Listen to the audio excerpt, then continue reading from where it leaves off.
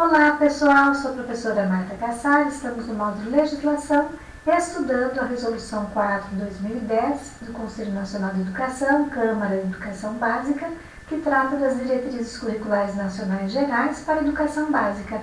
Na última videoaula nós estudamos a etapa da educação infantil. Agora nós vamos estudar a etapa do ensino fundamental, logo na seção 2, no artigo 23, que vai dizer que o ensino fundamental com 9 anos de duração, de matrícula obrigatória para as crianças a partir dos 6 anos de idade, tem duas fases sequentes com características próprias, chamadas anos iniciais, com 5 anos de duração, em regra para estudantes de 6 a 10 anos de idade, e anos finais, com 4 anos de duração, para os de 11 anos a 14 anos de idade. Então, esse para quem serve o ensino fundamental, que é de matrícula obrigatória? As crianças de 6 aos 14 anos, sendo que a fase inicial é chamada anos iniciais, tem duração de 5 anos, ou seja, em regra para as crianças de 6 até os 10 anos, aos 11 anos eles já ingressam nos anos finais, e a gente chama de Fundamental 2, né? Mas aqui não contempla essa nomenclatura, só fala anos finais, com 4 anos de duração, e ou seja, aí ele conclui então a etapa do ensino fundamental com 14 anos.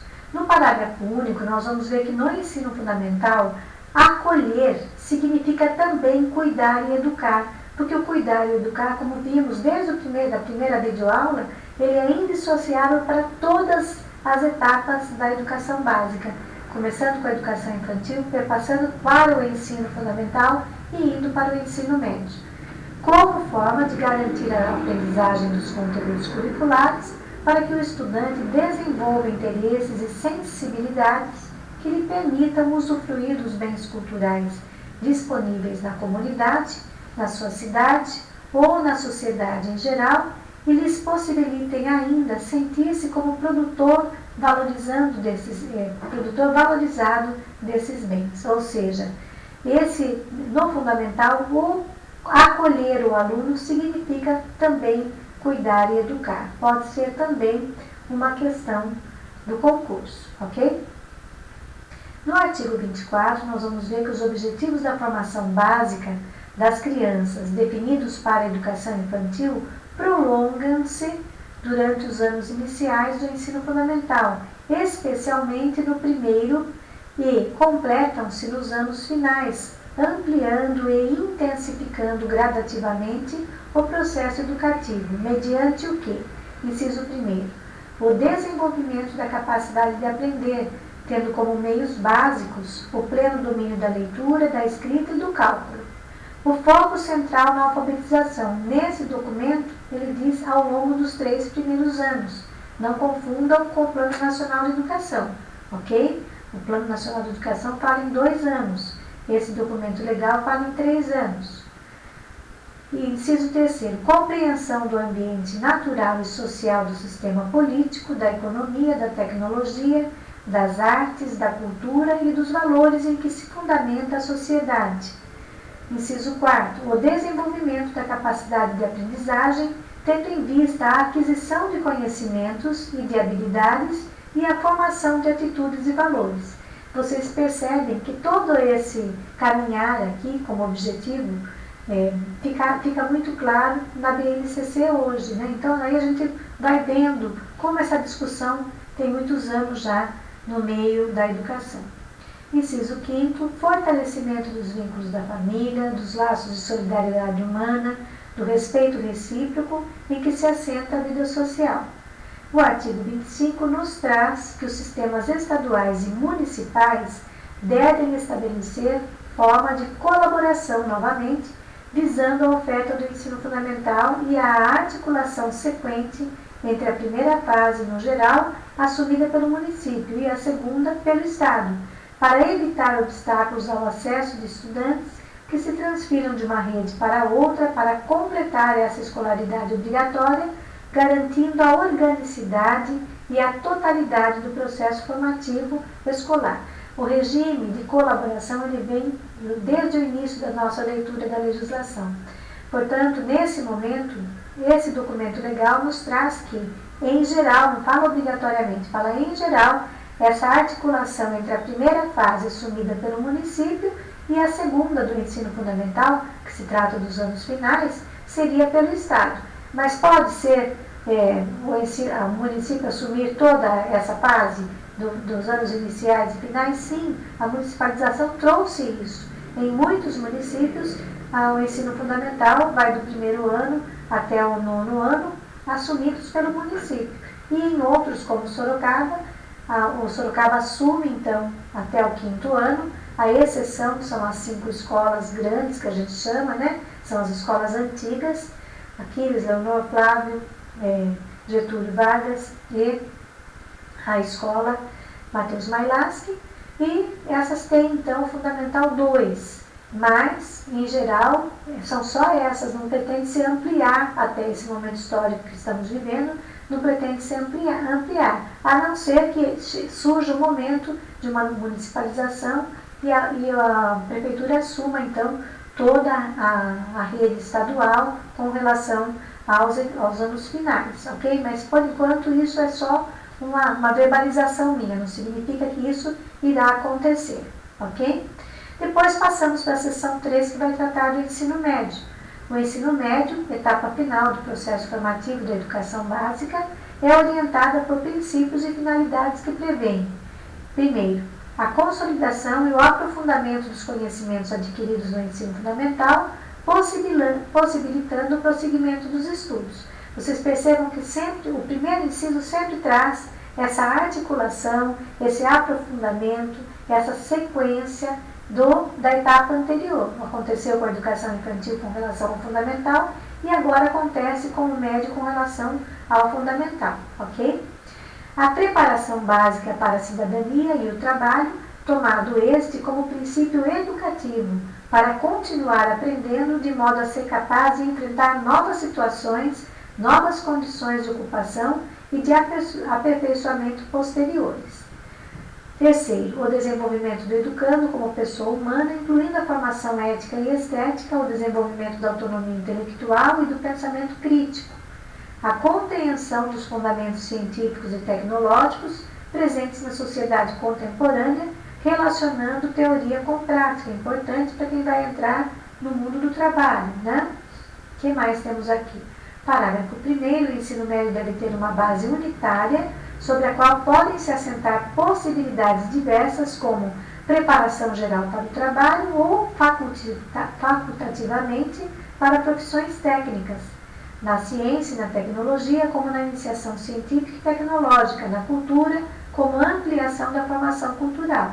Parágrafo 2º, a definição e a gestão do currículo inscrevem-se em uma lógica que se dirige aos jovens, considerando suas singularidades que se situam em um tempo determinado. Os sistemas educativos devem prever currículos flexíveis, com diferentes alternativas, para que os jovens tenham a oportunidade de escolher o percurso formativo que atenda a seus interesses, necessidades e aspirações, para que se assegure a permanência dos jovens na escola, com proveito, até a conclusão da educação básica. Então, hoje, em 2020, que nós estamos vendo esse parágrafo 3º, de fato, acontecer. Esses currículos passaram a ser, pela nova BNCC no ensino médio, mais flexíveis e existe, sim, esse percurso formativo atendendo aos interesses do alunado, tá? E com relação ao ensino técnico que foi citado aqui, tem também essa modalidade na formação do ensino médio, ok? Agora vamos, de fato, trabalhar com as modalidades. Capítulo 2º, modalidades da educação básica. No artigo 27, nós vamos verificar que cada etapa da educação básica pode corresponder uma ou mais modalidades de ensino. Então, temos educação de jovens e adultos, educação especial, educação profissional e tecnológica, educação no campo, educação escolar indígena e educação à distância. Nesse documento legal são esses 6 modelos de educação, de modalidades da educação básica, ok? Daí ele descreve cada um deles. Opa, decorremos aqui. Daí ele descreve cada um deles de uma forma mais clara e objetiva, né? Ele vai falar da educação de jovens e adultos, no artigo 28, A educação de jovens e adultos, que a gente chama de EJA, nós já estudamos um documento legal sobre o EJA, destina-se aos que se situam na faixa etária superior à considerada própria no nível de conclusão do ensino fundamental e do ensino médio. Cabe aos sistemas educativos viabilizar a oferta de cursos gratuitos aos jovens e aos adultos, proporcionando-lhes oportunidades educacionais apropriadas, consideradas as características do alunado, seus interesses, condições de vida e de trabalho, mediante cursos, exames, ações integradas e complementares entre si, estruturados em um projeto político-pedagógico, um projeto pedagógico próprio, ok? Portanto, para a UEJA terá um projeto pedagógico próprio. Outro dia uma cursista me perguntou a respeito desse projeto próprio do EJA. Sim, existe uma elasticidade muito grande para atender essa comunidade em termos de currículo, para que atenda essas características deles, daqueles que saíram da escola, que já são adultos, são jovens e estariam numa idade que não estariam mais convivendo com aquelas crianças, por exemplo, do ensino fundamental 1, ou do ensino fundamental 2, ou mesmo do ensino médio. Parágrafo 2º, os cursos de EJA, preferencialmente, tendo a educação profissional articulada com a educação básica, devem pautar-se pela flexibilidade, tanto de currículo quanto de tempo e espaço para que sejam, vamos ver. Então aqui ele fala nessa articulação do EJA com, assim, preferencialmente, uma educação profissional, de forma que esse educando saia da escola já com um diploma, com algo que ele possa trabalhar, não? E aí ele fala, então, que esse currículo quanto ao tempo e o espaço sejam rompidas a simetria com o ensino regular para crianças e adolescentes, de modo a permitir percursos individualizados de conteúdos significativos para os jovens e adultos. Então não será como é para as crianças e para os jovens no ensino regular. O EJA será diferenciado, tá? Rompe aquela barreira de como é para o ensino regular. Para quê? Porque eles têm mais conhecimento do mundo, eles já têm mais vivência. Então vamos lá, vamos para frente em termos de currículo, para que eles concluam então essa etapa tão importante da sua vida, que exige, é a exigência para o mundo do trabalho. Aí também, então, providos do suporte e atenção individuais às diferentes necessidades dos estudantes no processo de ensino-aprendizagem, mediante atividades diversificadas. Essa é uma questão muito forte dentro da atividade com o EJA, muitas atividades diversificadas. Valorizada a realização de atividades de vivências socializadoras, culturais e recreativas e esportivas, geradora de enriquecimento do percurso formativo dos estudantes, ou seja, muita valorização dessas atividades e vivências para que o aluno possa, então, também ter prazer em ir para a escola, em ter a sua vida, aquela educação social que nós estamos querendo oferecer também, consolidada. No inciso 4º, nós vamos ver que também é importante que seja desenvolvida a agregação de competências para o trabalho, como nós vimos, para que ele saia dali já preparado para esse mundo do trabalho.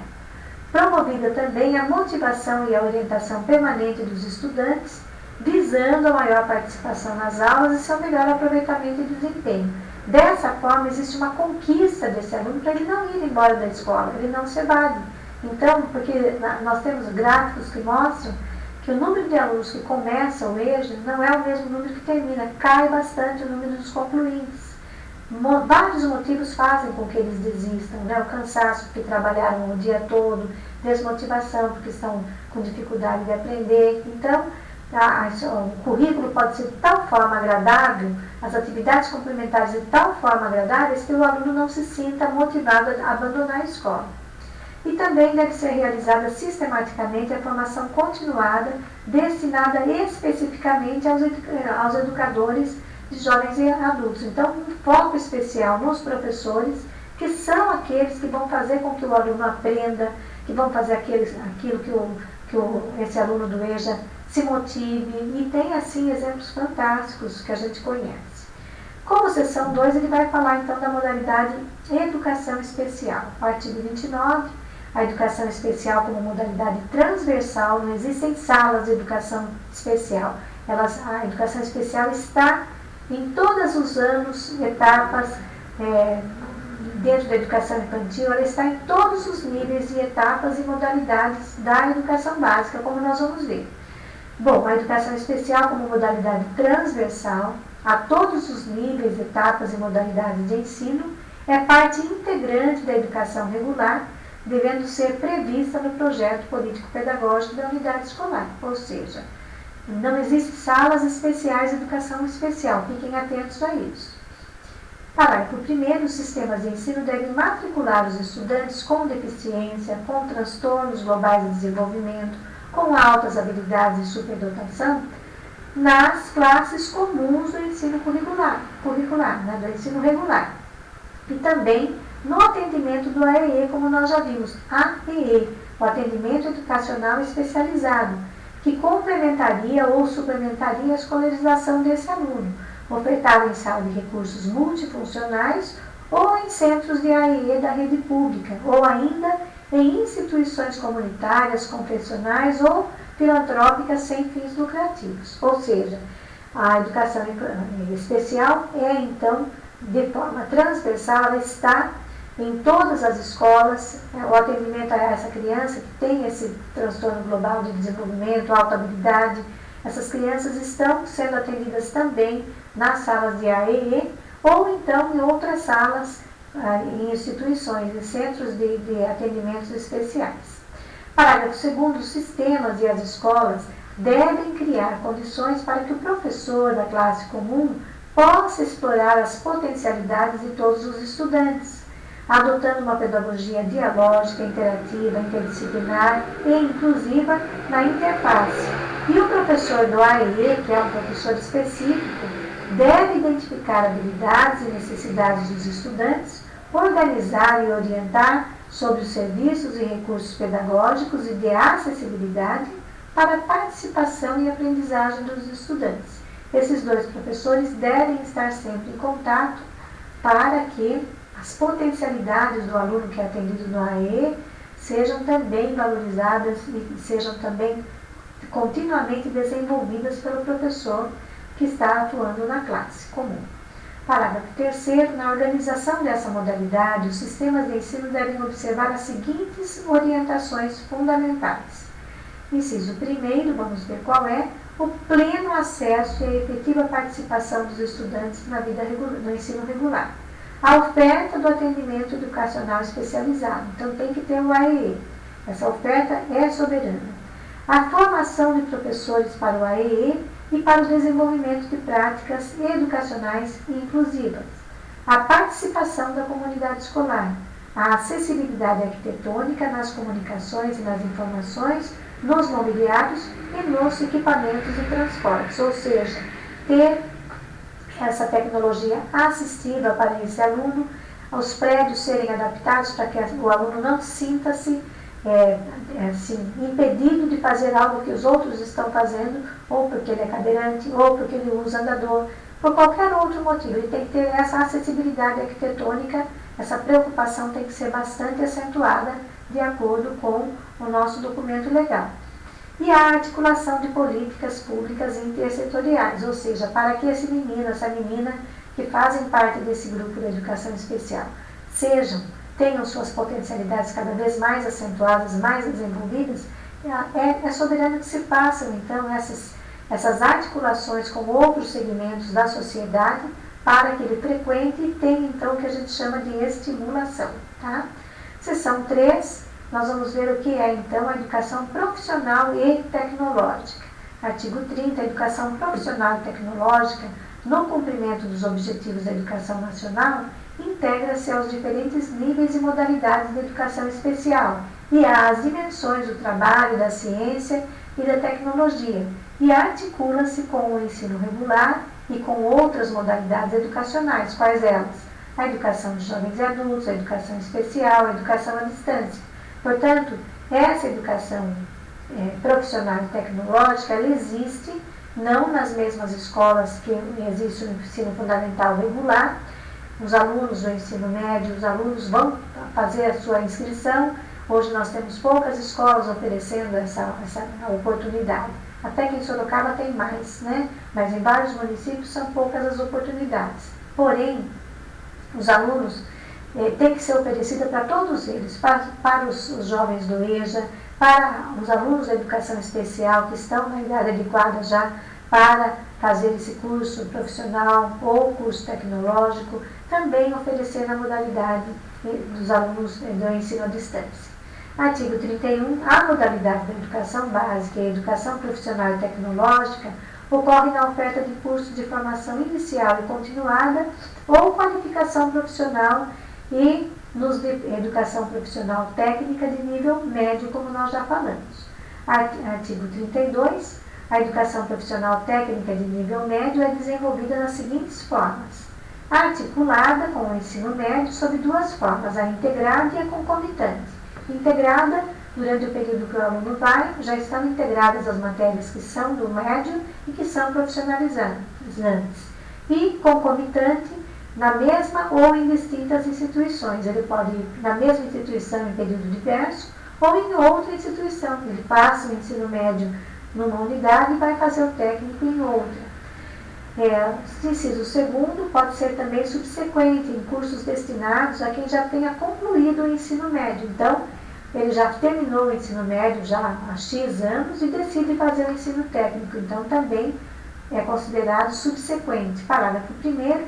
Os cursos articulados com o ensino médio, organizados na forma integrada, serão cursos de matrícula única, que conduzem os educandos à habilitação profissional técnica de nível médio, ao mesmo tempo que concluem a última etapa da educação básica, tá? Que seria o ensino médio. Então, esses articulados normalmente são bastante procurados pelos nossos sorocabanos. Artigo 2º. Os cursos técnicos articulados com o ensino médio, ofertados na forma concomitante, com dupla matrícula e dupla certificação, podem ocorrer. Nesse caso, ele vai ter o certificado de ensino médio e o certificado profissionalizante ou tecnológico. Quais são? Podem ocorrer de que forma? Na mesma instituição de ensino, aproveitando-se as oportunidades educacionais disponíveis, em instituições de ensino distintas, aproveitando as oportunidades educacionais disponíveis, em instituições de ensino distintas, mediante convênios de intercomplementaridade, com planejamento e desenvolvimento do projeto pedagógico unificado.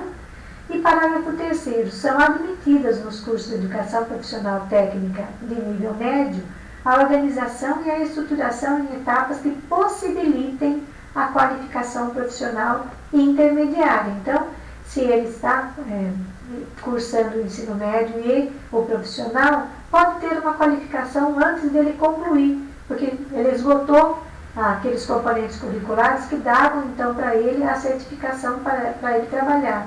Por exemplo, a fazer alguma coisa dentro da química. Até o 3º ano ele já concluiu, não precisa fazer mais um ano, ou então até o 2º. Ok? Ficou claro? Ele conclui o curso, aquela habilitação para ele trabalhar, mas ele continua até ele concluir o curso médio, ok? É que ele pode concluir o profissionalizante antes. A educação profissional e tecnológica pode ser desenvolvida em diferentes estratégias de educação continuada, em instituições especializadas ou no ambiente de trabalho, incluindo os programas e os cursos de aprendizagem previstos na CLT. Artigo 33. A organização curricular da educação profissional e tecnológica, por eixo tecnológico, fundamenta-se na identificação das tecnologias que se encontram na base de cada uma dada a formação profissional e os arranjos lógicos por elas constituídos.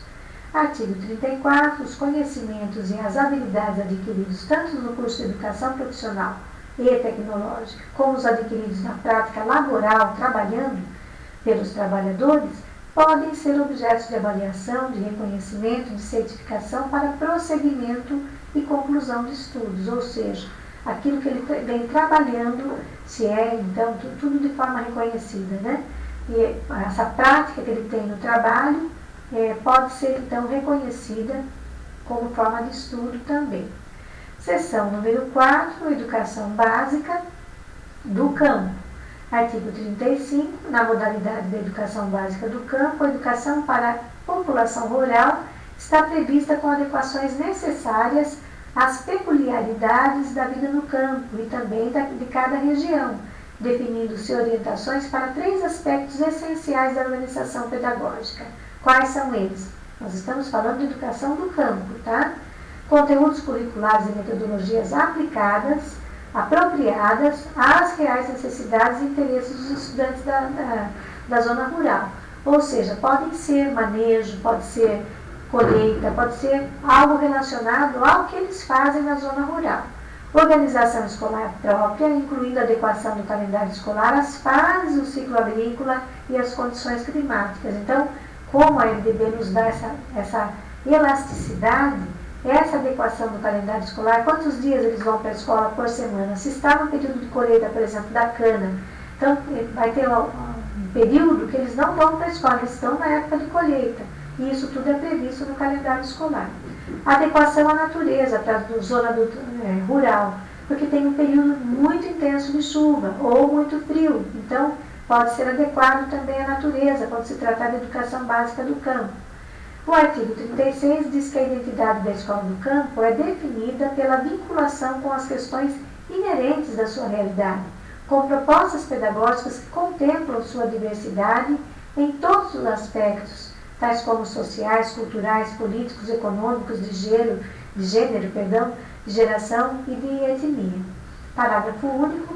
As formas de organização e metodologia pertinentes à realidade do campo devem ser acolhidas como pedagogia da terra, pela qual se busca um trabalho pedagógico fundamentado no princípio da sustentabilidade para assegurar a preservação da vida das futuras gerações, e a pedagogia da alternância, na qual o estudante participa concomitantemente e alternadamente de 2 ambientes e situações de aprendizagem. Quais são eles? O escolar e o laboral, supondo parceria educativa em que ambas as partes são corresponsáveis pelo aprendizado e pela formação do estudante, ok? Então, dessa forma, fechamos a questão do estudo da educação do campo. Bastante interessante, né? Na seção 5, nós vamos ver aqui na seção 5ª, nós vamos ver a educação escolar indígena, que no artigo 37 nos diz que a educação escolar indígena ocorre em unidades educacionais inscritas em suas terras e culturas, as quais têm uma realidade singular, requerendo pedagogia própria em respeito às especificidades étnico-cultural de cada povo ou comunidade e a formação específica de seu quadro docente, observados os princípios constitucionais, a base nacional comum e os princípios que orientam a educação básica brasileira. Portanto, a educação indígena recebe um olhar diferenciado, um olhar atencioso por parte desse documento legal, por conta dessa questão de valorização das terras e das culturas, que tem, de fato, uma situação bastante singular, né? E tem que ter uma pedagogia própria para esse trabalho. Parágrafo único. Na estruturação e no funcionamento das escolas indígenas, é reconhecida a condição de possuidores de normas e ordenamentos jurídicos próprios, com ensino intercultural e bilíngue, visando a valorização plena das culturas dos povos indígenas e a afirmação e manutenção da sua diversidade étnica. Eu coloquei uma exclamação porque é muito importante essa redação, né? Que ela nos diz que a comunidade indígena tem, então, essa questão intercultural e essa questão bilíngue, que é, eles aprendem a língua portuguesa e também reforçam o aprendizado, vão ter o aprendizado formal da língua, então, indígena também. No artigo 38, ele reforça que na organização da escola indígena deve ser considerada a participação da comunidade na definição do modelo de organização de gestão, bem como, veja, se nas comunidades rurais, nas comunidades urbanas, nós chamamos a comunidade para essa construção do modelo de organização de gestão, na comunidade indígena a mesma coisa, eles são chamados para ficarem atentos e colaborarem no quê?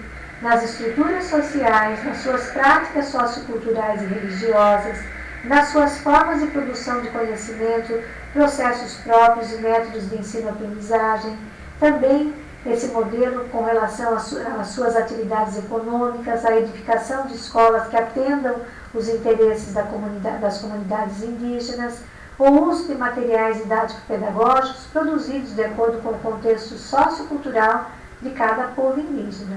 Portanto, eles são chamados para essa definição do modelo. Não vai ser estipulado pela professora, pela escola, vai ser estipulado por eles em conjunto, sempre valorizando essas estruturas, o modo, a edificação, como eles vivem, sua cultura, sua religião e tudo mais.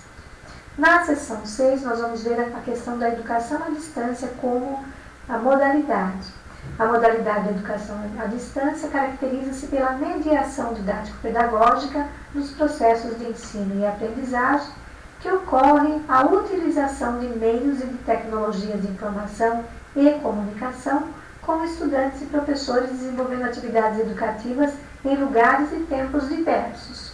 Ou seja, esse uso da tecnologia que nós estamos fazendo tanto agora em período de pandemia para essa formação. O que diferencia do hoje dessa rotina que já existe com a educação à distância é que esses cursos são previstos, a inscrição, há toda uma rotina preparada, a aprovação do MEC com relação aos cursos que são oferecidos à distância, há um regramento para isso. E esses que nós tivemos agora, que foi no ensino remoto, é diferenciado. Então, as professoras prepararam, trabalharam à distância com os alunos, espera-se que tenham trabalhado, e dessa forma atenderam o alunado à distância por conta da pandemia. É diferente dessa educação à distância que eu estou dizendo a vocês.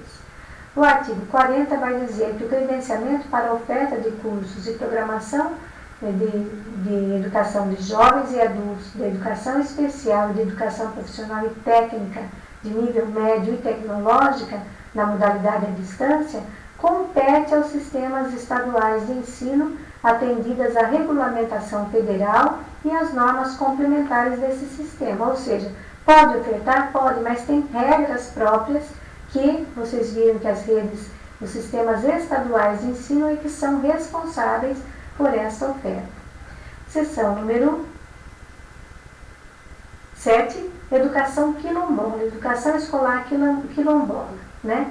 Bom, eu trouxe aqui para vocês a definição dos quilombola, porque esses dias uma cursista me perguntou, Marta, o que é educação quilombola? Os quilombolas são os atuais habitantes de comunidades negras rurais formadas por descendentes de africanos escravizados, que vivem, na sua maioria, da agricultura de subsistência em terras doadas, compradas ou mesmo ocupadas há muito tempo, tá? Então, definido aqui a pedidos o que é quilombola, vamos lá. A educação escolar quilombola é desenvolvida em unidades educacionais inscritas em suas terras e culturas, requerendo pedagogia própria em respeito à especificidade étnico-cultural de cada comunidade e formação específica de seu quadro docente, observados os princípios constitucionais, a base nacional comum e os princípios que orientam a educação básica brasileira. Parágrafo único. Na estruturação e no funcionamento de escolas quilombola, bem como nas demais, deve ser reconhecida e valorizada a diversidade cultural. Ora, nós estamos desde o início desse documento legal valorizando essa diversidade cultural, que dirá dessa comunidade quilombola que traz aí todas as questões aí da vida dos negros, né, dessas comunidades negras rurais, que tem uma história importantíssima dentro do país, porque saíram de uma vida escravizada e passaram então a essa questão da agricultura de subsistência, foram amparados pelo governo no sentido de doação de terras, ou tiveram que comprar, ou estão em terras ocupadas há muito tempo. Então, quando trabalhamos a questão da educação quilombola, temos que valorizar essa diversidade cultural, assim como estamos valorizando as diversidades culturais desde o início do nosso estudo. E com isso nós encerramos essa quarta videoaula e vamos agora para a nossa revisão, então, né? Vocês vão então dar uma olhadinha nas outras videoaulas e na próxima nós vamos tratar de novos conteúdos, tá? Tchau!